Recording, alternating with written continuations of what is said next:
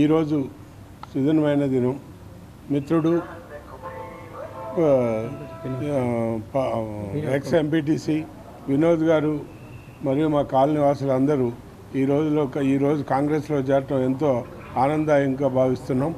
అతను full time worker. ఎప్పుడు కూడా ఏ పార్టీలో ఉన్నా స్వచ్ఛందంగా పనిచేయటం అతని బాధ్యతగా ఉంటుంది. ఎప్పుడు ప్రతి ఒక్కటిని కలుసుకోవటం, మంచి చెడులు ఉన్న ఆ ఒక్క పరిసరాల్లో ఏం కావాలి మన వాళ్ళకి ఏంటి అనేది తెలుసుకొని ఎప్పటికప్పుడు ఎమ్మెల్యే గారికి తెలియజేస్తూ ఆ కాలనీ అభివృద్ధికి మనసారా కృషి చేస్తాడని నేను మనందరి తరఫున అతన్ని ఈ కాంగ్రెస్ పార్టీలో ఎమ్మెల్యే గారు ఆహ్వానించి తీసుకున్నారు. కాబట్టి ఇటు ఎమ్మెల్యే గారికి అటు కాంగ్రెస్ పార్టీకి రేవంత్ రెడ్డి గారి నాయకత్వంలో మనందరం చక్కగా పనిచేసి మన కాలనీని మన దాన్ని డెవలప్ చేసుకునే విధంగా ప్రయత్నం చేద్దామని ఈ కాంగ్రెస్కి వచ్చిన వినోద్ గారికి వారి బృందానికి అభినందనలు తెలియజేస్తూ నాకు ఈ అవకాశం ఇచ్చేందుకు ధన్యవాదాలు చేస్తున్నాను. రెడ్డి గారు మరియు మా colony 4th division Madhav Nagar కాన్స్టిట్యూషన్లో నేను గతంలో ఉప సర్పంచ్ ప్లస్ ఎంపీటీసీ చేశాను.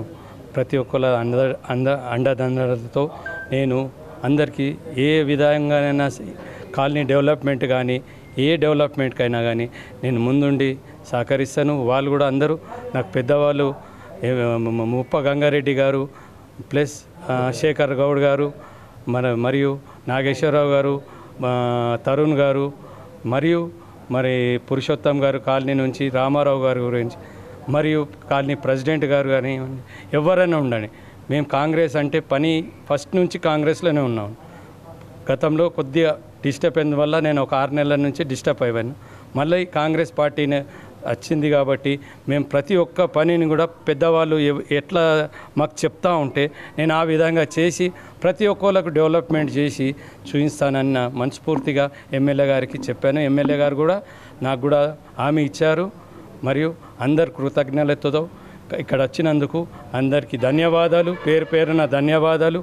మరియు కాంగ్రెస్ పార్టీని మంచిగా ఉండి మేమందరం సహకరిస్తాం. జై కాంగ్రెస్.